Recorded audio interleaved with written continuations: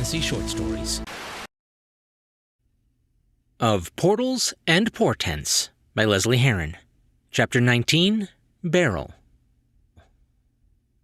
If someone had told Evan that when his ma and pa dropped him off at Granny's for lessons all those years ago, that today he'd be staring down a dragon with only his wits and a pair of daggers, he might have laughed at their obvious drunkenness.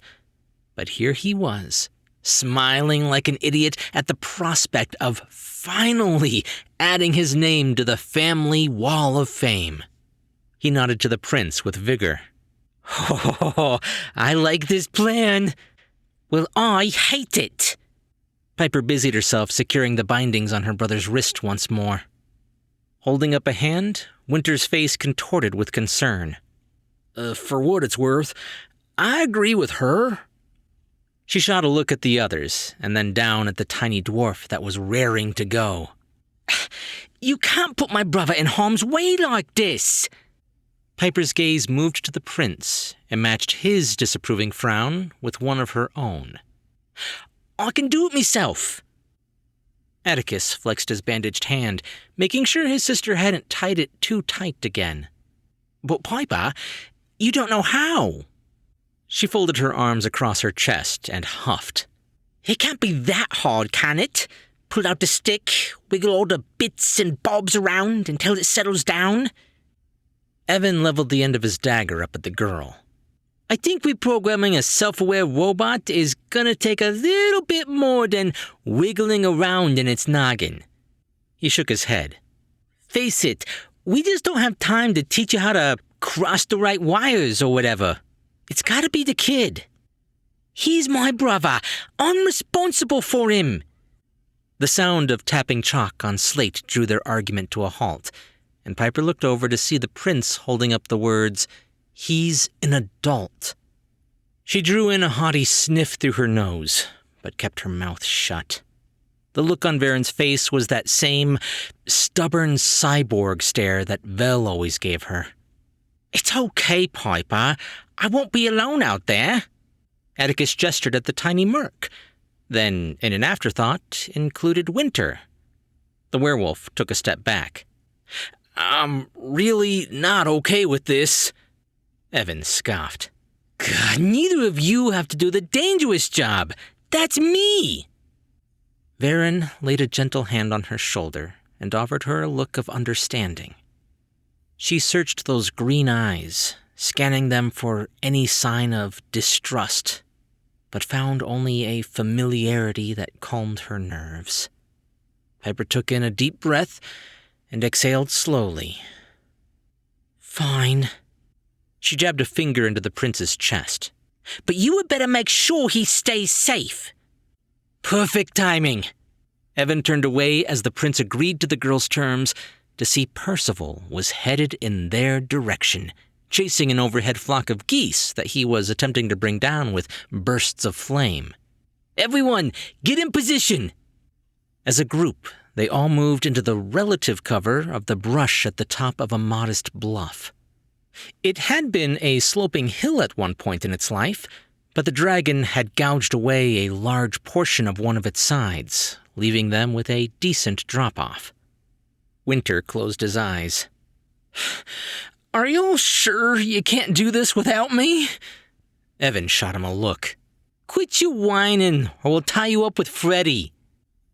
Their wealthy compatriot had been unwilling to partake in their plan. He had resisted so much, with such a racket, they had been forced to tie him to a tree and gag him, lest his continued shouts of protest draw the attention of Percival before they were ready. Smiling as the lichen relented with a pained look of acceptance, Evan signaled with a wave of his hand. "The magpie is in the nest! Initiate Phase 1.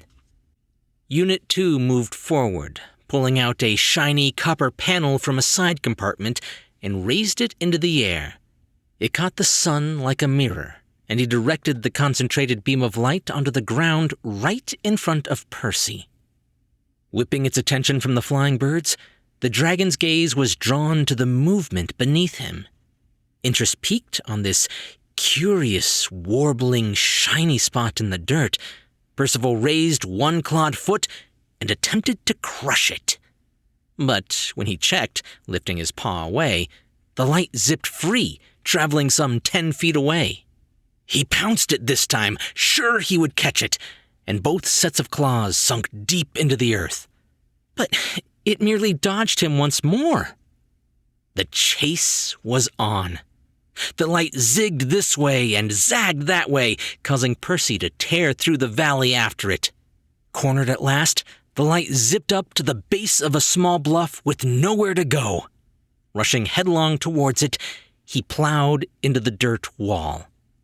As the plume of soil began to dissipate, Evan waved another signal. "The dog has caught the bus! This is it, people! Phase 2!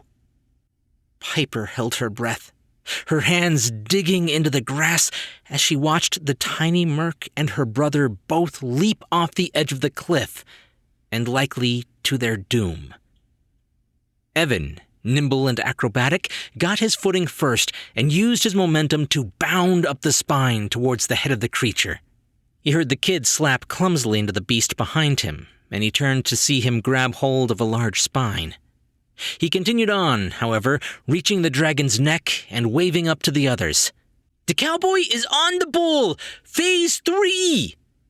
Piper grimaced. Did he really have to give everything a stupid name? Unit 2 angled his body downward, and an echoing whoomph of sound followed a grappling hook as it was launched from his chest, the line screaming out before it found purchase between the metal shoulder armor of the dragon's neck. Tugging on it to check its security, Evan then waved for the others, shouting, "Go! Go! Go!" Unit 2 slammed his tank treads into reverse and launched himself backwards, hauling the rope tight and pulling Percival halfway up the face of the bluff. It wasn't nearly tall enough to yank the dragon off the ground completely, but it had managed to force the beast up on its hind legs. The mechanical monstrosity roared as Varen, Piper, and Winter all threw their weight against the line in an unfair game of tug-of-war with the dragon. Pinning it in place would allow Evan and Atticus to perform their delicate, robotic brain surgery. 2 metal bars extended from Unit 2's treads and anchored themselves deep into the soil. Security measures deployed. As Percy flailed his front legs uselessly in the air, the tiny merc grabbed hold of the branch stuck in the Combine's cranium and yanked. The force of his pull almost launched Evan off the dragon, but the stick failed to budge. He drew one of his knives and began hacking and slashing at the wood, chipping away at it bit by bit. Just below, Atticus had made his way up to the base of the dragon's neck, his eyes nearly as wide as his grin. "This is awesome!" Percival did not agree. He bucked hard, throwing his weight downward, attempting to dislodge the little gnats. Despite his considerable bulk, Unit 2 was no match for the iron creature, and his security bars were ripped free from the soil in a plume of dirt as the rope was wrenched forward, tossing the others to the ground and sending the copper robot hurling off the cliff like a rock in a sling. Percy crashed into the ground like an asteroid, causing the earth to shake with a mighty boom. He let out an equally ear-shattering roar as he looked around for his missing light. Losing his grip, Evan tumbled down the front of the dragon's face. His fingers scrambled to find purchase on anything, and, at the last second, he managed to grab hold of one of its nostrils. He dangled there, by one hand, staring into a maw of razor-sharp teeth. He gulped hard as he looked back up, staring straight into the glowing right eye of the beast. "Plan B! Plan B!" Winter was looking down at the raw and bleeding mess that the rope had left of his palms, but his head snapped up at the sound of that dreaded command. I think we should just skip straight to Plan C. I can tell you right now, this ain't gonna work." With a little bit of effort, Varen managed to haul the man to his feet and shove Freddy's stolen silk shirt, the one with all the gold and jeweled buttons, over Winter's head. then secured the gilded pocket watch around his neck like a pendant. Happy with his work, the prince reached back and slapped the Lycan hard across the face. Ow! What the heck, man? The prince raised a confused eyebrow and slapped him again. Ow! Winter rubbed at his cheek, and before he realized what he was doing, slapped the prince back. What are you doing?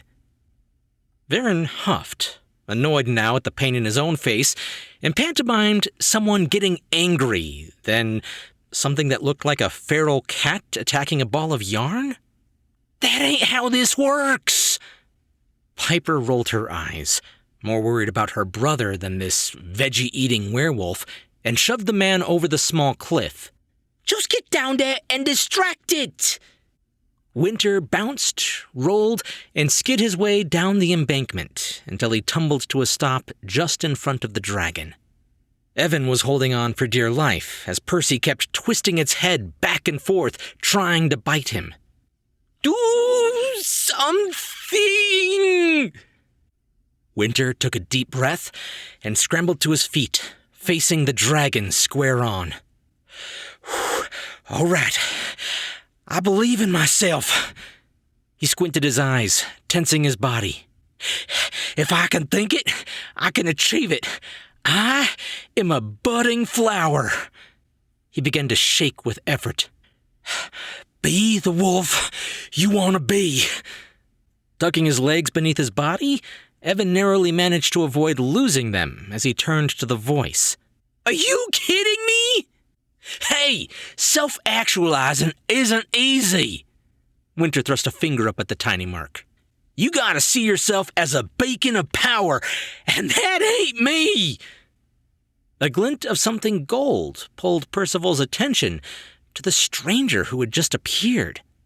He liked gold. Deciding he was done playing with the small animal hanging out of his nose, the dragon flipped his head upward, releasing the tiny creature's hold on him. It flew up into the air, and in a single gulp, swallowed the annoying menace with a snap of its maw. And then there were two. A young man with a sprained wrist trying to climb the spine of a dragon, and a lost Lycan wearing a baggy silk shirt. I am a strong, independent... Winter's face drained of color as the beast gave a fiery burp before turning to stare down at him. Nope. And the chase was on. This is such a bad idea. Eric couldn't fight the dreadful sensation gnawing away at his insides as he stared at the back of his doppelganger. You're sounding like a broken record. Elias looked over his shoulder with a half-cocked smile. Everything's fine. He returned his attention to the task at hand and allowed the itch in his mind to guide him, gently tapping into Rivaria's well of ancient knowledge. He knelt down, pressing his fingers into the damp earth. I'm just suggesting that maybe you shouldn't keep tempting fate. Eric scratched at the spot on the back of his head nervously. What if you can't control her? He tried to reach out to grab the man on the shoulder, but the energy roiling off him pushed him away like two magnets with the same polarity. I don't fully understand it, but I found a way to connect to her without allowing her to take over. It's no different than when you tap into your little shadow bug. Elias slowly pushed his awareness into the dirt and rocks beneath him. As the soil shifted through the gaps in his fingers, roots and vines burst free from the earth.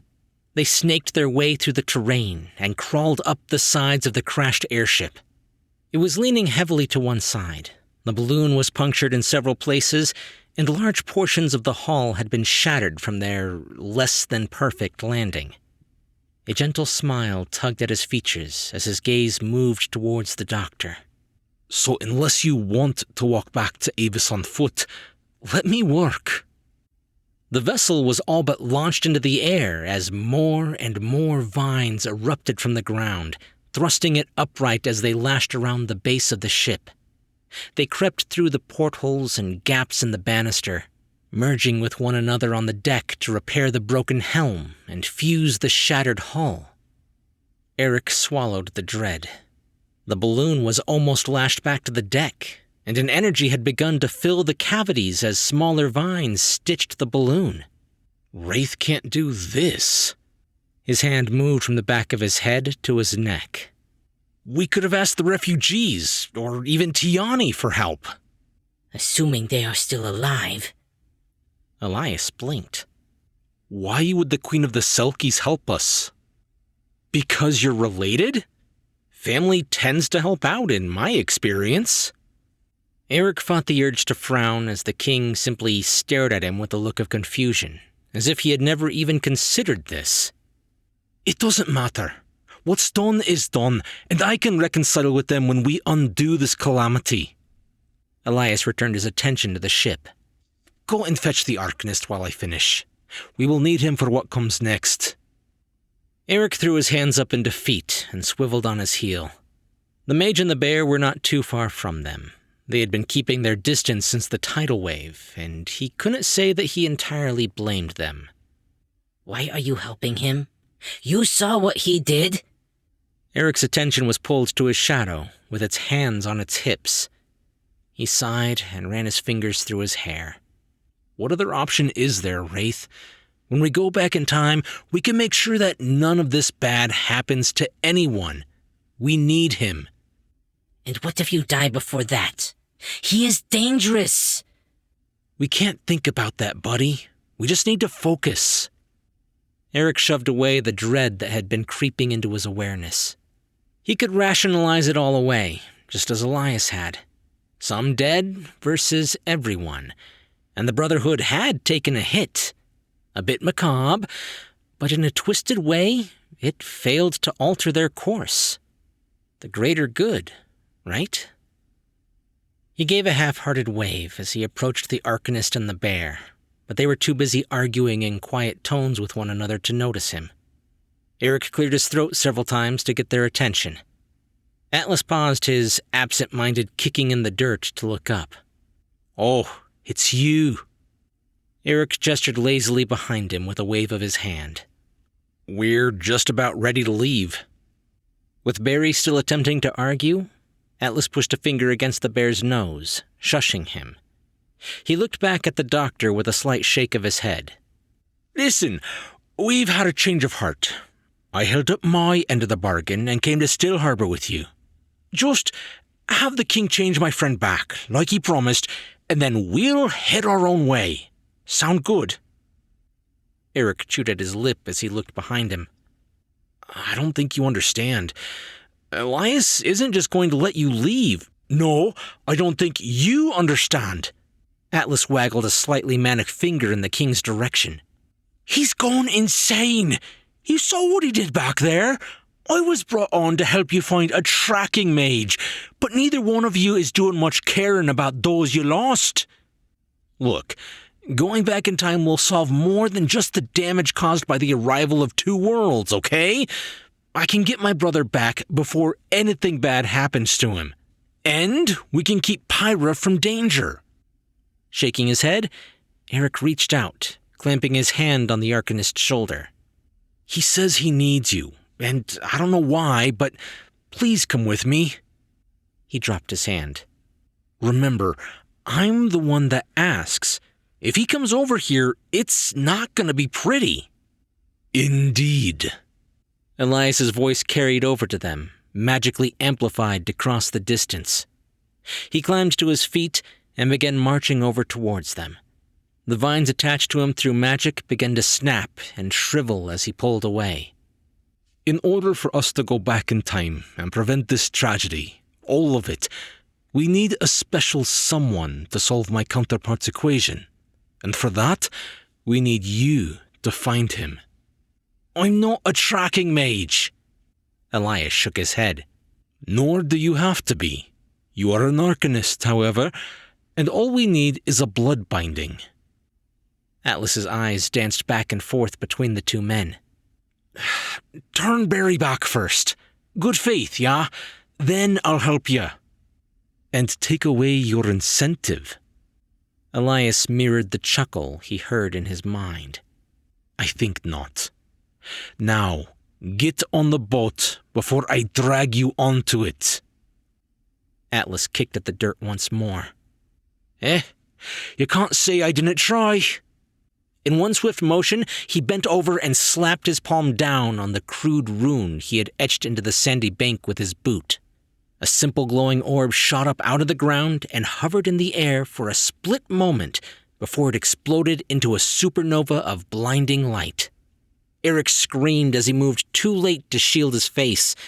He fell to his knees, scrambling to rub away the pulsing flow behind his eyelids. That dark chuckle continued to flow from Elias's throat as the black veil covering his own irises receded. The mage and the bear were gone, but they wouldn't get far. Atticus!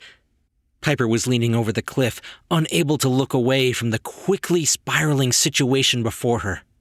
Her brother was barely hanging onto the back of a massive, fire-breathing monster as it bounded after the werewolf like a dog chasing a rabbit. She spun on Varen, socking him in the shoulder. You promised he would be all right! Cursing inwardly at himself, Varen's mind raced.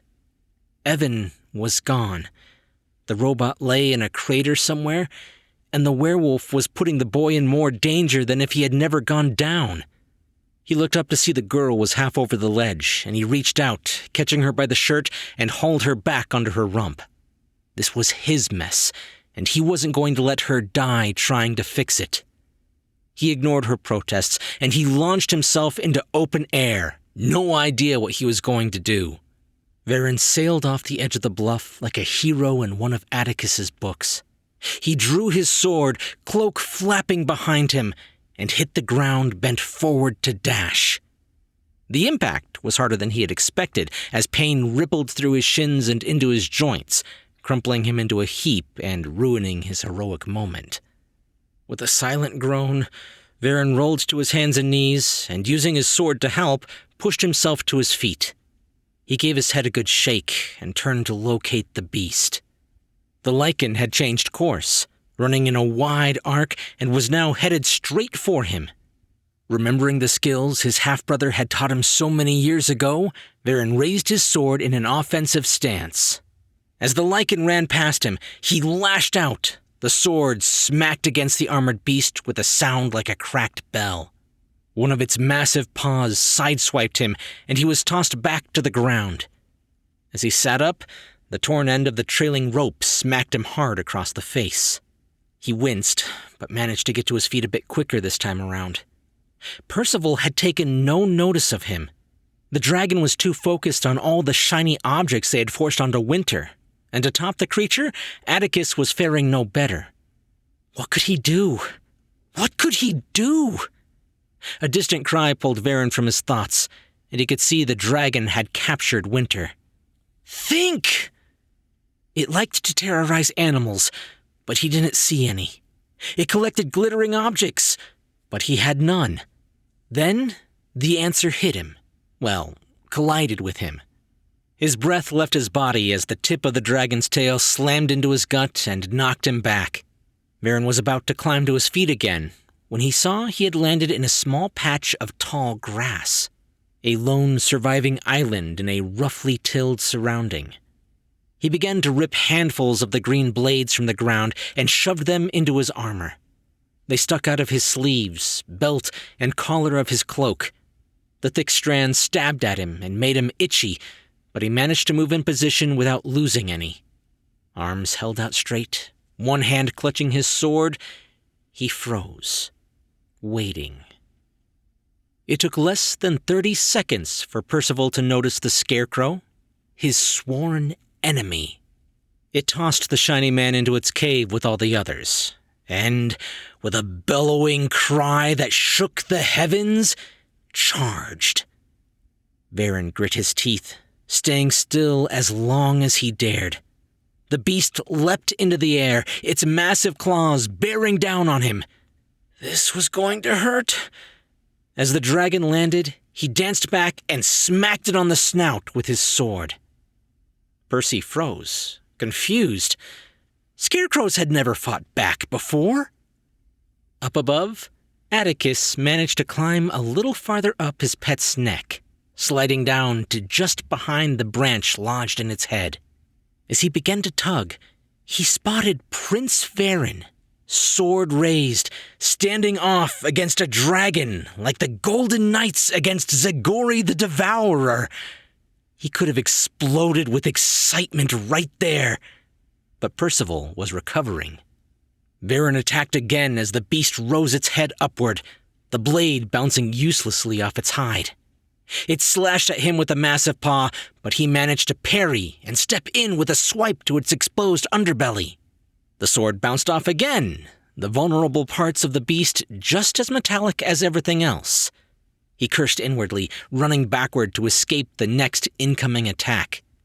He was in too close. The dragon's mouth was wide open, descending straight for him. He ducked and rolled, but its reach with that long neck was too massive. There was a loud twang, and Percy's head yanked backwards, his teeth snapping shut just behind Varen. The prince glanced down at the shredded hem of his cloak, and then back to see the rope, still embedded in the dragon's neck, was being hauled back by a dirty and slightly dented Unit 2. The dragon gnashed its teeth, trying to reach the scarecrow. They were never so deft before now. But he realized something was keeping him from his prize. With a feral growl, Percy opened his mouth wide, ready to belch out a jet of flame. Varen realized too late what was happening, and had only managed to duck before a thin geyser of fire erupted from the beast's mouth, followed by a gurgle and a foul-smelling belch. His heart hammered in his chest, and he slapped away the flames licking at his armor. He looked back to see a tiny dagger had been shoved into the end of the hose that supplied the flames. An ember of rage took hold in his belly, and the prince growled, remembering the loss of his mentor. With a quiet scream of fury, he thrust his sword into the monster's open maw, embedding the blade into the roof of its mouth. Percy bit down, snapping the sword in half, and then began to claw its way forward, pulling against whatever was holding it back, dragging it through the ground like a plow. "Get away from Gramps!" Varen looked up to see Piper leaping off the cliff just as he had, her metal hand balled into a fist. She, unlike him, managed to stick the landing by sinking a punch into the dragon's snout so hard she half buried its nose into the ground. With a roar of frustration, the beast reared up, lifting a leg to squash these two pests into fertilizer. Mid-roar, Percy froze, and then sat back down on all fours and lowered its head to the ground like a snoozing cat. Atticus waved at his sister and the prince. "Best day ever!" Piper let out a breath of relief, realizing she had forgotten to breathe for quite some time. She trotted over to him, tapping on his shins as she inspected him. "Are you all right? Did you get hurt?" Atticus waved her off. "I'm fine. I'm just glad Evan showed up to help me get the branch out. It was really stuck in there." The tiny merc leaned out from behind the kid. "That's right. I saved the day. Again. You're welcome." "I thought it ate you." Evan offered the girl a knowing look. "Yeah, let's just say I managed to find a back exit, and we're gonna leave it at that." Just happy to see his tiny mentor alive, Varen smiled. But he couldn't help himself and began to sign a rather unfortunate question. "I said leave it at that." Piper helped her brother down off the dragon, hugging him tight.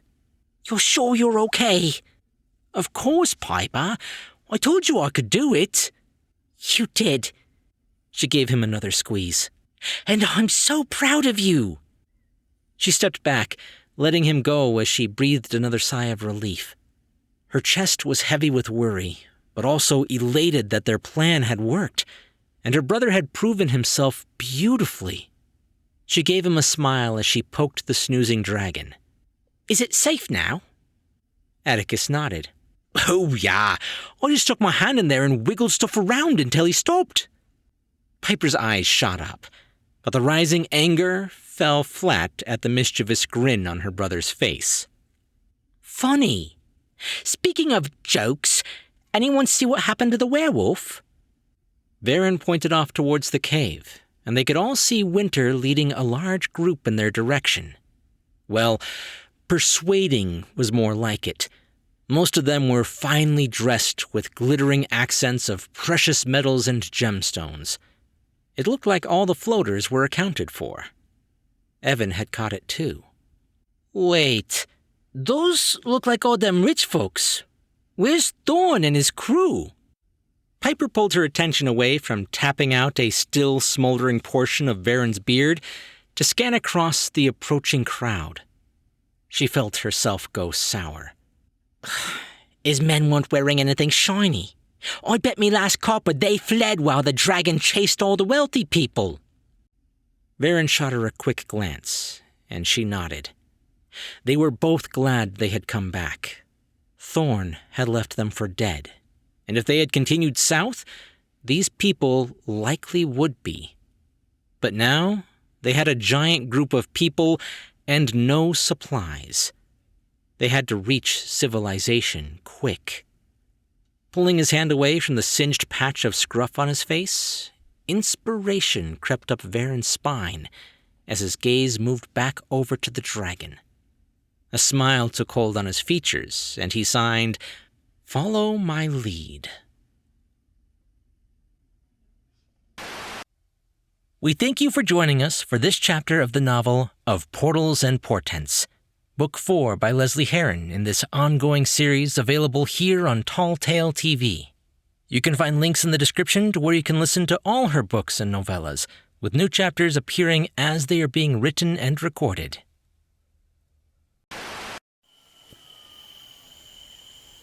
Hello? I'm still tied to this tree. Hello? Hello? Oh no. Hello? Anybody? Please? Dragon. Find the dragon. No see dragon. Rasizi be mad. Oh! What this? Food? Oh my, not you again. No, refugee. Get quick. Take. Oh, let go. Ow, you're hurting me. Ow! Stop. Rough G. Stuck.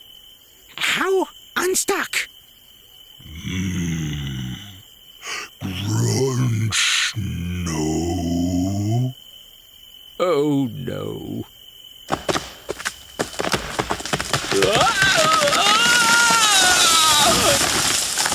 Yes. Take tree and refugee. Rasizi no be mad. Grunch smart. What about my jewelry?